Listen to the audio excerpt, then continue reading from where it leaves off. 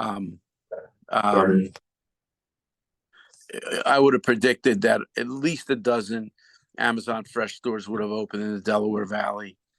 We've got two. One opened, 14 months ago in Broomall. The original one in Warrington's been open a few years.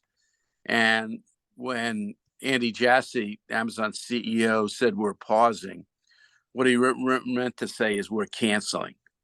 They're not going to use those words, but I do not predict you will see Amazon Fresh in its current form ever re-engage.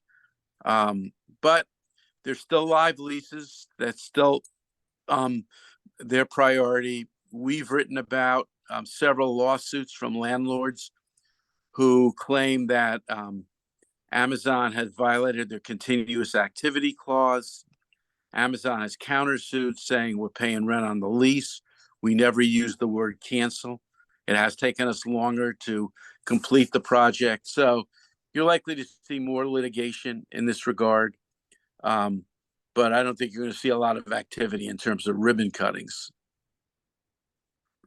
So I'll throw it back over to you guys. And if you have any specifics about players in the market, what future trends might be, where do the existing players stand, who's emerging, feel free to fire away. Jeff, we have a new Aldi in the West Goshen Shopping Center. I never see a lot of cars there. I haven't been by too much in the mid part of the day. How is Aldi doing? Do you know anything about that new unit in West Goshen and so on and so on? Yeah, I have not been to that new store. Aldi generally is doing very well. Again, these are stores that need, $150,000 to $175,000 a week to break even. So it's not a high threshold to make money. They have very few employees, about 6. They have a very strong private label program, and unlike Lidl, which has struggled from the outset, has done better in recent years, but nowhere near Aldi. Aldi has a plan. They're very good at executing the plan. And my prediction, as is that of others, as the economy continues to churn, the discounters are going to get more and more business. And we've seen that with Walmart too. Walmart did not open a store again for the 3rd straight year, yet they had some of the best same store increases of all retailers because people perceive Walmart, Aldi, Lidl, dollar stores are a place to save money, or places to save money. Hey Jeff, you talked about Amazon Fresh. I know they probably don't have no answer to this or a set answer, but do they cite why the Amazon Fresh is not kicked off and not moving along, or performance? They're poor. This is something that really shocked me. And most of you guys are, well, not all, but many of you guys are about my age. So you've seen a lot of stuff over the years. And if you would have predicted with the unvarnished success that Amazon has had over the past 25 years, even when they failed at stuff, they've continued to stick with it for the most part and eventually turned it around. You would have thought after they bought Whole Foods in 2017, and it made it clear they want to increase their brick and mortar space in retail food, they would come up with something better than Amazon Fresh. It's just poorly run in every possible way. It's trying to be a supermarket. It's too small. They thought what they call their just walk out technology, cashless, would be the differential that would provide an edge over their competitors. But as the new kid on the block, it's always harder to gain a foothold and build momentum. And what Amazon put out as a product for consumers to judge was awful. I mean, and we've seen failures before from newcomers, some foreign who said, I've got a better mousetrap. It typically hasn't worked. I would have thought Amazon would have been better prepared, had their planning Jones in a higher mode. It's a poorly run store. It's a poorly merchandised store. It's a poorly designed store to traffic. And you might get a few people thinking, wow, this is great. I put it in a specialized cart. I pick my stuff. I walk out and I get debited to my credit card or credited to my credit card, and I'm done. Not enough. It's still about the shopping experience. Now, one thing the Amazon Fresh is served as, but it wasn't really the major intent, was they use those stores as hubs for online driven deliveries. So, in one sense, it did aid Amazon.com, but Amazon Fresh, brick and mortar, was intended to provide much more, and it's failed. And Andy Jassy said, "We're pausing until we can figure out a better mousetrap." I don't think they're capable based on what they showed, which is disappointing. Now, again, could they go out and buy a regional chain like a Weiss or a Giant Eagle or Southeastern Grocers? They could do that. Yeah. And that would help build their market share and their brick and mortar presence. But to think they could do any better about managing four walls, I would be dubious and suspect. So it was just shockingly poor execution why they failed. Hmm. Thank you. Well, you're welcome. How is Whole Foods doing and how is Target doing in the food areas these days for Target? Well, Whole Foods is doing fine. They're making money. Everybody made money over the last 2 years. That's number one. Just about everybody in the retail food space made money. Some more channels more than others. Whole Foods is not as crisply run as it was prior to Amazon purchasing it. They've centralized a lot of the services and facilities, and the TLC that you felt 10 years ago in Amazon, where you would know the produce manager, or you would see more local items, that's been diluted to some degree. They're still a very good operator, but they are totally separate than Amazon Fresh. They have not cross-pollinated very much in that area. Target is doing fine in food. Target's got some other issues in terms of electronics and apparel that's been pretty widely reported. Food is okay. The problem with Target is they don't have enough of it. They're sort of like the redheaded stepchild. What they do is good. They don't do enough of it. They can't compete with Walmart on a full line basis because Walmart is a grocery store. And Target is like a partial grocery store, almost an expanded convenience store. So they're not taking advantage of some of the fresh departments that a full service grocer would. They're doing okay. They've rebranded some of their private label. They do care about food. Unlike some stores in the Midwest and West that are super Targets that are like Walmart super centers.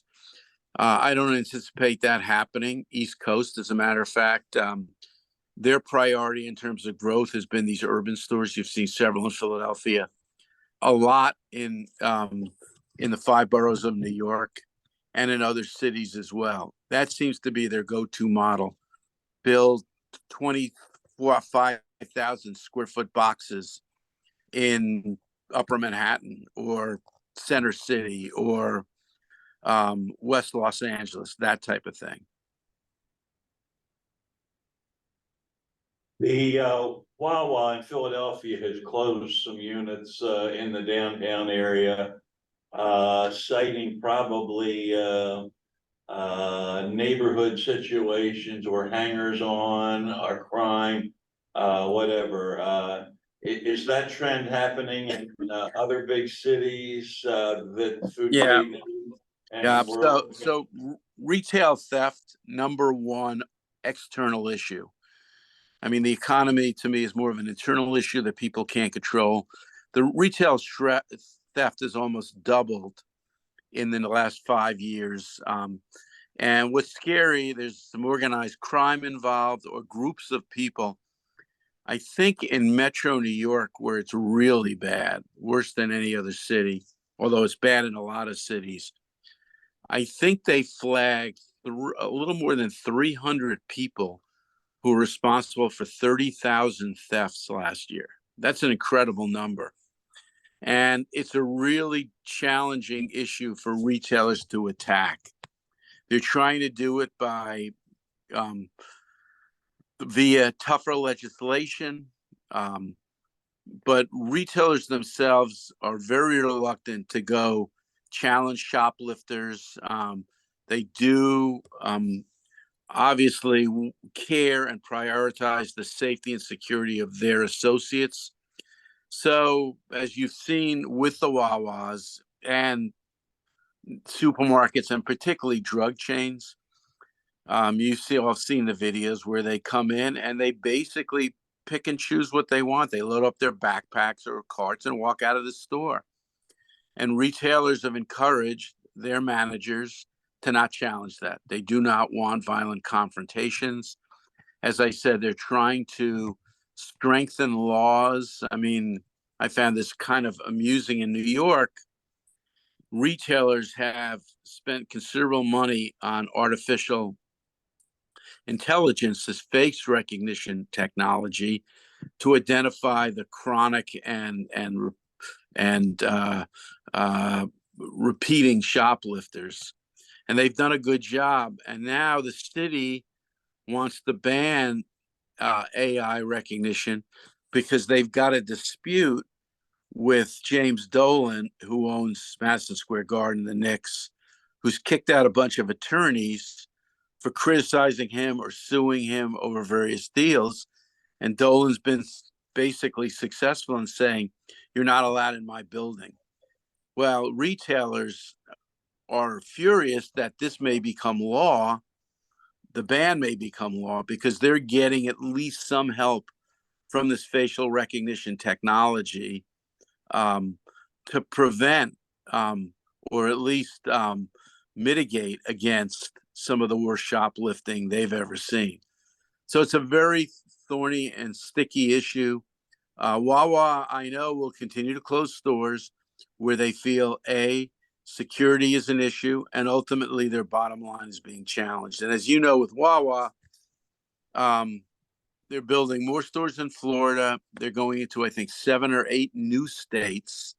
And even though they're a hometown team, so to speak, this market has become less important in terms of their overall footprint. Yeah, it's Mike Carlin here from Tri-County. I just want to bring it back to the Philly metro area. My brother is general manager of the DSW shoe store in Plymouth Meeting, right off of 476 and Turnpike. The number one most shoplifted store in the DSW system, and they can't control it. They don't have security guards. The company is kind of looking the other way. My brother's scratching. That's right. That's exactly right. Empty boxes, people coming in with baby carriages, walking out with shoes. He said it's crazy. That's exactly the situation. No problem, yeah. And retailers are really afraid to make these situations physical confrontation. So they essentially, as you said, look the other way. In some cases, they are hiring security guards, very expensive. And again, they don't want them drawing weapons. It's a real tough issue. The teeth of these laws need to be sharpened.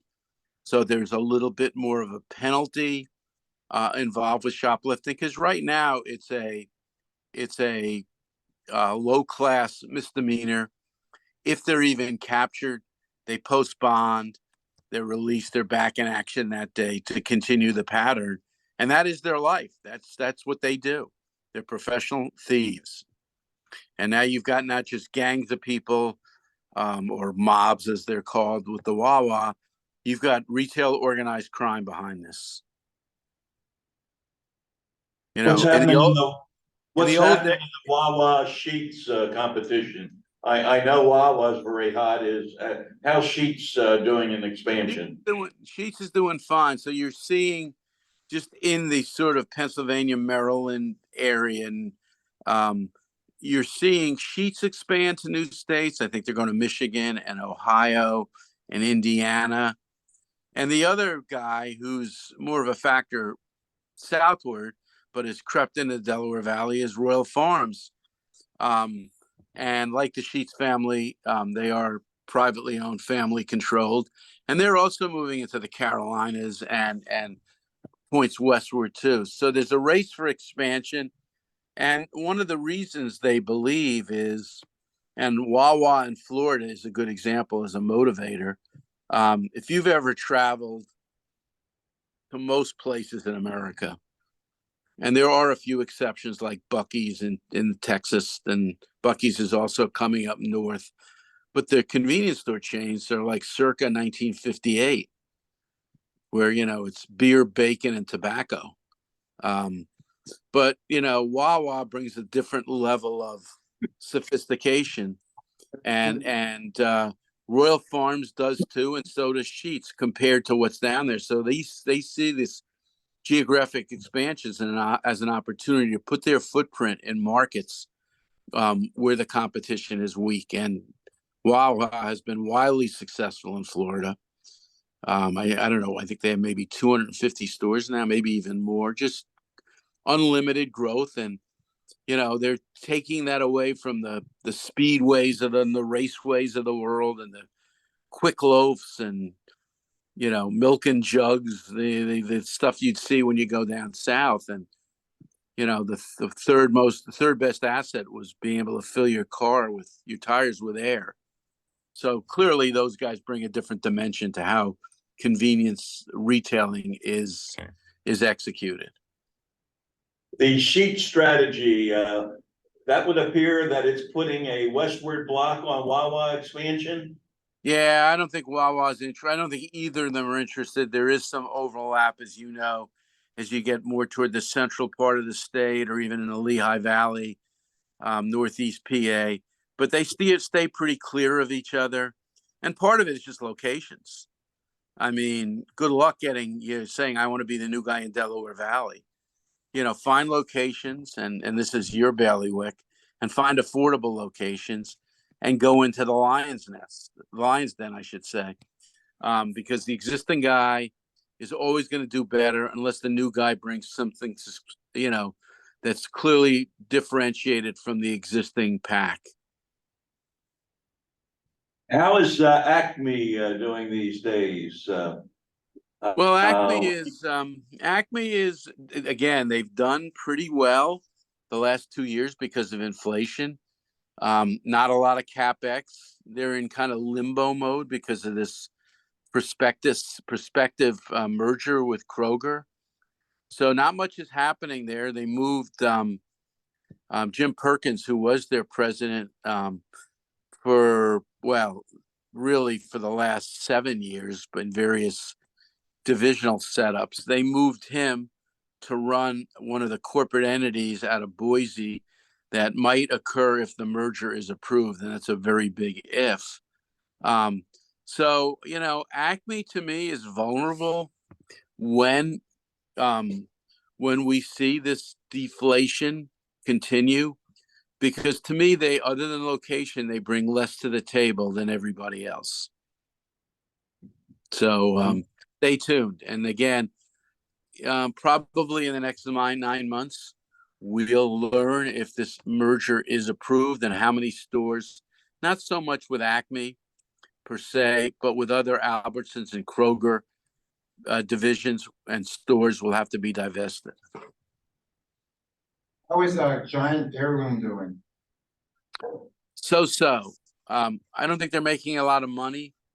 I think this is more of a statement that they want to be in Philadelphia, and they developed this sort of dual strategy of heirloom markets, neighborhood boutique, perishables, with their conventional store strategy. Riverwalk, Columbus. I think they've got. I think South Broad in Washington is the only remaining one of the 4 in the city that has not opened, I believe. So I don't think they ever looked at Heirloom as like a huge money maker. I think it was a complementary piece to reinforce the Giant brand in in Center City. The drugstores, what's their role today in the food chain distribution? Challenged. Actually just wrote a piece about how many stores these guys are closing. Some of it is due to overlap, but again, uh, um, what are they offering that's different? So the drugstores, again, kind of like Heirloom Market, served a purpose. You know, why did you need three CVSs in a mile and a half? It strengthened, fortified the brand. Don't need that anymore. And other than Rite Aid, which I doubt will make it, Walgreens and CVS, and especially CVS, are deriving plenty more income from other businesses they're in. Aetna Insurance, they own a huge PBM, pharmaceutical benefits management company, essentially a wholesaler. They're involved in sort of some first care units, um, initial response units that they are adding partially to their drugstores. And they're buying some other health insurers. So they are looking to fortify their businesses, not so much as retail profit makers, but retailers, again, like Heirloom Markets on a larger scale, being sort of the the uh, the entrance to their kingdoms. But I think you're going to see more closings, and again, um, other than some stores in the inner city that kind of serve as supermarkets in so-called food deserts, which drugstores pick up the slack. It's tough for them to compete, and it's tough for retailers to compete with their pharmacies because all the margin has been stripped out, and that's why Walgreens, which has equity in a PBM, and CVS, which owns a PBM, that's where the money's going to the middleman who deals directly with the pharmaceutical manufacturer. That's where the money is right now, and CVS has been a good example. We'll have we'll control part of the medical phase, part of the insurance phase, part of the retail phase, um, and that's where their direction is. So you're always going to see CVS and Walgreens. I don't think you're going to see um, Rite Aid the way it's continued to go, particularly after a slight rebound. Um, they even said they don't expect to see profitability till late 25, early 26. And I don't think you'll ever see profitability. How about Costco and those stores? Are they growing or? Yeah, Costco's big winner. Costco and BJ's, but particularly Costco. They won the last 3 years. Their comps are great. The loyalty is tremendous. Again, even though it's a different shopping experience, like Walmart and Lidl and Aldi, what you're seeing is price loyalty. Yeah, you might have to buy a roll of 12 paper towels, but people's perceptions are that I'm saving money on those 12 and I can buy 12. Now, they may not want to buy 12 cans of Del Monte beans, but there's plenty of other products that consumers desire, and many of them perishables. And that's the secret to Costco. Great brand perception, very strong private label in Kirkland, and an excellent perishables program, whether it's meat, produce, prepared foods, they're very good at it. Jeff, where does Sam's Club fit into that competition? Sam's Club is sort of like the poor man's end of that. They're doing very well too. Same reasons. They're just not as good. They attract a different type of clientele. And I don't want to speak negatively, but if you made the distinction between a Wegmans shopper and a Walmart shoppers, you could draw somewhat of a parallel between a Costco shopper and a Sam's shopper. But they're doing well. Again, discount perception, a lot of loyalty to that brand.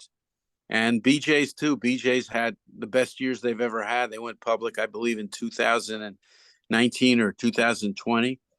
They're doing great. And again, kind of in the middle, not as exotic as Costco, not as bare bones as Sam's.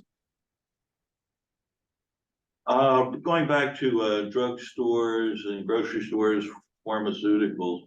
I don't know whether you're aware of the ShopRite in West Goshen. I think it's a 2-unit chain. They may own a unit in Collegeville or up in that neck of the woods. At least the West Goshen one, they shut down their pharmacy. They're out of the pharmacy business. About 18 months ago, and this has been an ongoing kind of internal situation, really among all retailers who can't make money on pharmacy long term. Now, they made money because of the government subsidies and the COVID vaccines and the tests, but long term they've been squeezed. And just about 50% of the 100 and or 200 and about a little over 200 ShopRites chose to close their pharmacies. And West Goshen, those stores, or one of those stores, was affected. And those retailers who said, I'm closing them, it's a costly enterprise, and I can better use that space. Others said, we're not making money or a lot of money. However, we need the pharmacy as a presence in our overall toolbox. So again, you're going to see more and more of this, because there used to be a niche for supermarkets in the pharmacy business. That niche has been narrowed, and I would expect to see more narrowing. Again, and a lot of this stuff particularly with pharmaceuticals, is legislatively controlled. If there's legislation to expand Medicare or continue to offer certain pharmaceutical products at discount prices, there may be a better opportunity. But right now, I would say the outlook's pretty dim for supermarkets growing with their pharmacy departments.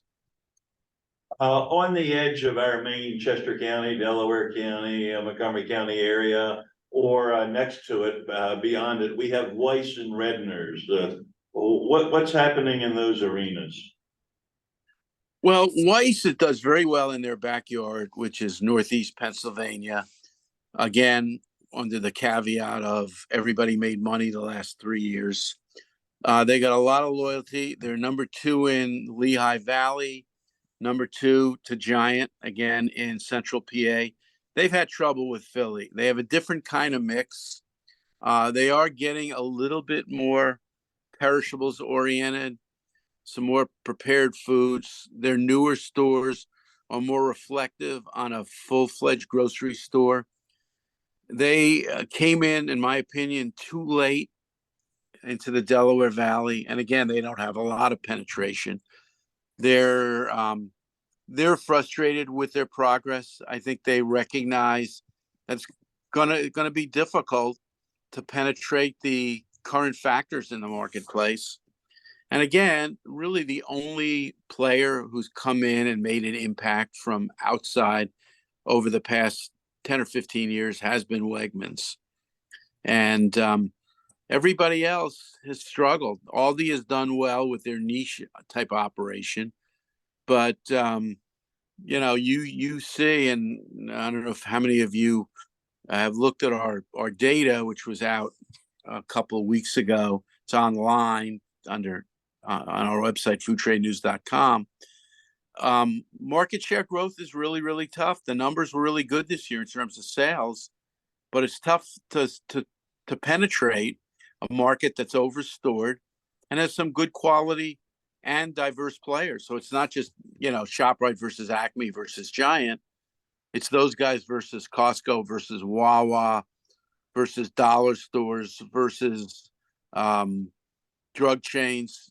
They're all competing for the same dollar, and for the most part, the markets that we cover in the Northeast are stagnating populations or declining populations.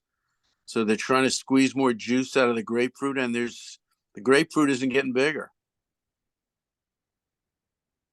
Your world trade, your other, what area does that service?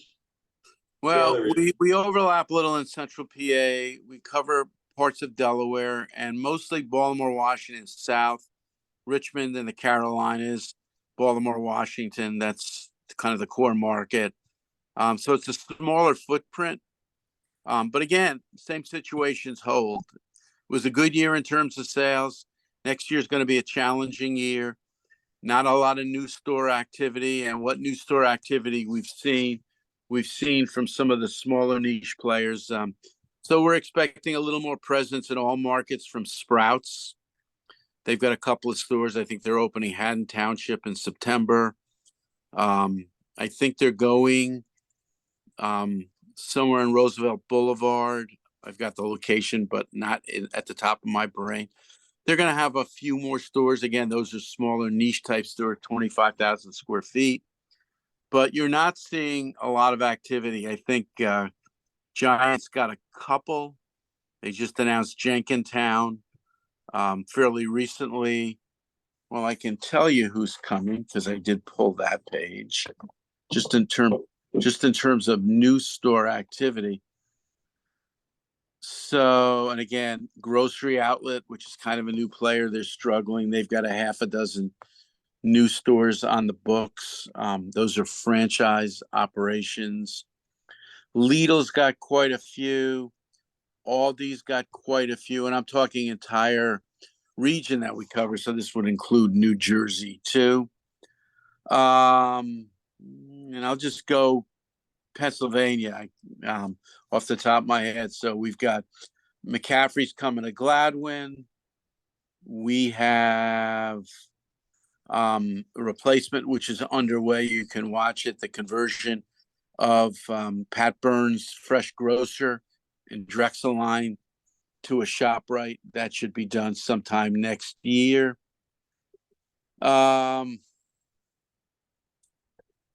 Target's got one store in Pennsylvania active. It's in Chestnut Street. That would be one of those urban models.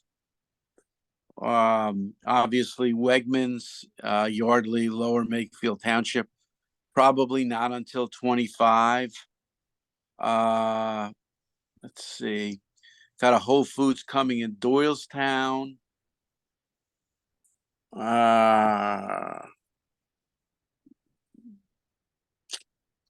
Aldi. They're going to be opening on East Roosevelt Boulevard. All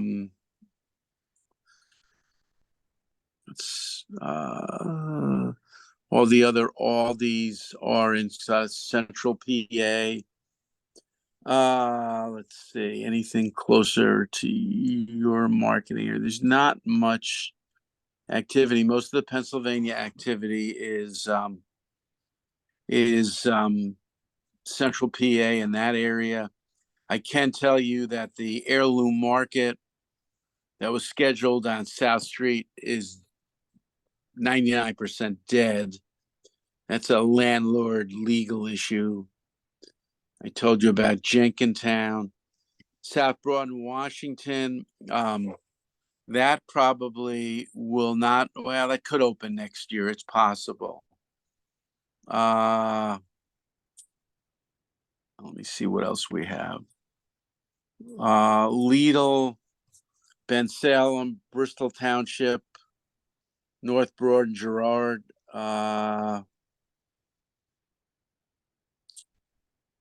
And that is, and Sprouts, Haddon Township,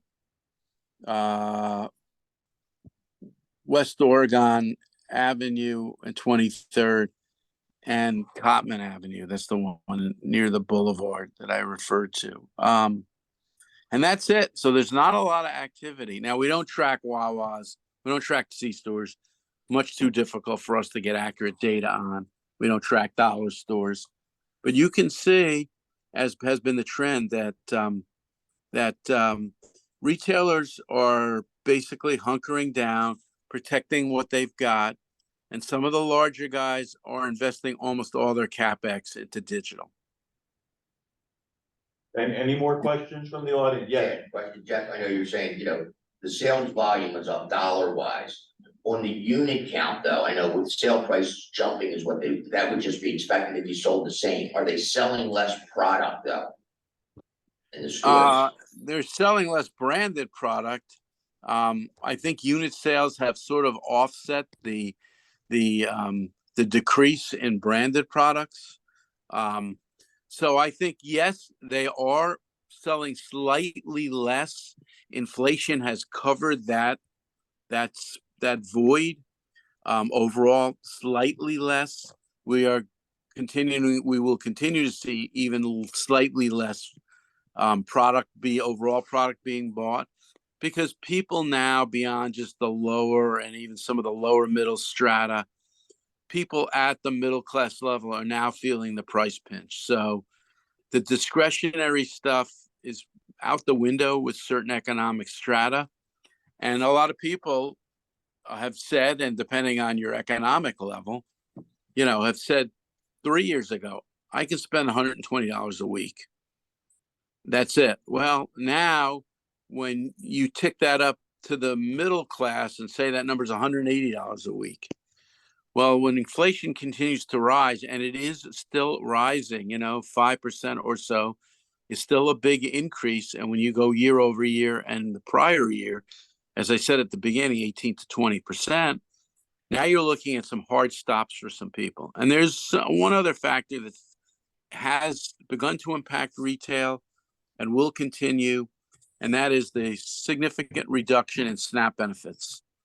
During COVID, legislatively, SNAP benefits were increased. The government subsidized those increases. That was largely rolled back in March.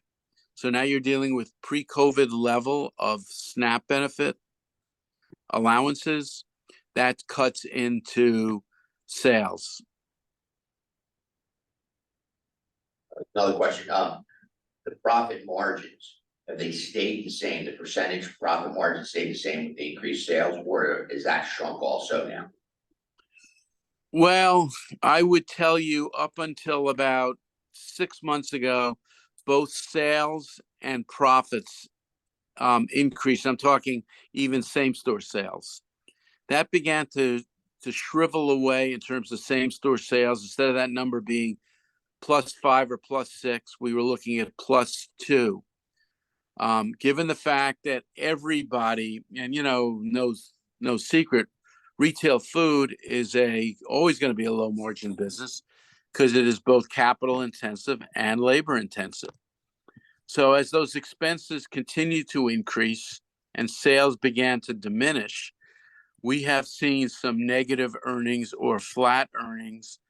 We expect that to continue. So I would expect when you see these publicly traded companies' quarterly financials, and we're seeing it already, but we expect an acceleration of flat sales to slightly negative sales in Q4 to negative profits quarter on quarter comparison. So yes, they are declining profits, and we expect them to continue to decline. And if you listen to the analyst calls, which is part of our job, you're already seeing CEOs either sort of set the stage for a gloomy outlook, or some have a more direct approach. We're not going to make as much money or any money in the upcoming few quarters because it costs more to hire people. It costs more to utilize the full supply chain, and our sales can't offset that anymore. Okay, is anyone else? One more there. Quick question, with higher rates, the landlords are incurring more expenses now and they're passing it on to tenants. How do you see that affecting, grocery stores? Are they gonna stay put and eat the additional cost? Are they gonna look to move elsewhere? I guess, how do you see that affecting the market? Well, I think you guys would know better, but I think when you get to one of those stalemate situation, usually cooler heads prevail and there's a compromise. You know, as the landlord, um, or the brokers for the landlord, neither side wants to see sort of that kamikaze mission where the retailer says, sorry, I'm out of here. And usually if they are out of here, they're thinking about getting out of there. That's a huge uh, uh, corporate move to basically give up a store. There isn't that much retail space that is that desirable. You can argue that there's hundreds of thousands of retail space, but is it usable? Is it desirable? I mean, the days, being on, Main Street and Elm Street, they're pretty much gone unless you want to pay an exorbitant amount, as Lidl found out. It's really not the way to go. So yeah, I expect them to eat it and pass those costs along, and they've done that in other areas too. Thank you. All right, we want to thank you, and Mike wants to put something on the screen right now while you're still with us. Yeah, Jeff, would you like to talk about anything on particular on the website where you would direct folks to take a look at some of the stuff that you've been No, talking about? we're in the process of once again doing a rebuild for our website. It's going to change in the next few months. We're going to have more podcasts, more spotlight stuff. It pretty much, the website is intended as an easier refresh for the publications. I know that kind of sounds backwards, and it is. I have no other way to explain it, that we are such dinosaurs, or if you're optimistic, such inside baseball players, that the print still has greater presence than the website. And the website is growing at a much bigger rate than our print editions, but the core stuff is still in print. That's going to evolve more to a 50-50 mode in the next 6 months. And then, whether I'm around or not, because this is my 50th year of reporting about the food business and my 45th of owning Food World and Food Trade News. So, I'm my shelf life, as they say, is going to be limited. And so frankly, I need to find a plan to move into the skybox or into the retirement box or whatever. So there is a long-term or medium-term succession plan. It's still in the works. Obviously, one of the things that I want to do is strengthen our website, which is now really used as a connector to the print. And that will be evolving slowly but steadily over the next few months. So what you see is what you get, and you guys can always feel free to reach out and contact me individually. And if you've got a question, I may not know the answer, but I've been doing it long enough that I can probably find the right person who can. Could you send Michael the link for your June edition to me? That's the edition every year that, Okay, I'm actually on Cape Cod. I'm on vacation, so I'm a little bereft of stuff. But if you go to foodtradenews.com, which is our website, and you click on the link that says market study somewhere up the top there, I think there's if I can put it up, there it is. It's highlighted. Then you can go to that and you go to last year's, and there's a kind of a flipping books technology that you can see all the stats. There you go. You got it. all right, we'll have Michael send that out. So, Yeah, it's not the most convenient way, but it's the way everybody converts print to digital. So it's all there. You got to read all the pages and all the ads if you want to. You can flip through. and the charts. The charts. I think the Delaware Valley chart, there's a number around Philly, is on page 26. And if you want to look at just Chester and Delaware counties as separate entities, hold on, I'll find that page for you. So Delaware County is on page 40, and Chester County is on page 38. So if you go to those pages, that's sort of the micro view of who's doing business in those areas. And for those who don't know, we take all those county by county charts and combine them into an MSA, government defined MSA, and build markets, MSA markets that way. Well, we thank you, and let's give him a round of applause. Thank you, Jeff. Well, thanks, guys. Anytime you need me, I'm Take here. care now. Always We a thank you pleasure. very much. Yeah, I hope to see you next year. Be well, fellas and Thank you, ladies. you too. Same to you, You Jeff. ladies. Same to you. All Bye-bye. right. Bye-bye. See ya. We won't have time for a full marketing session. Here's what we will do. I'll start in the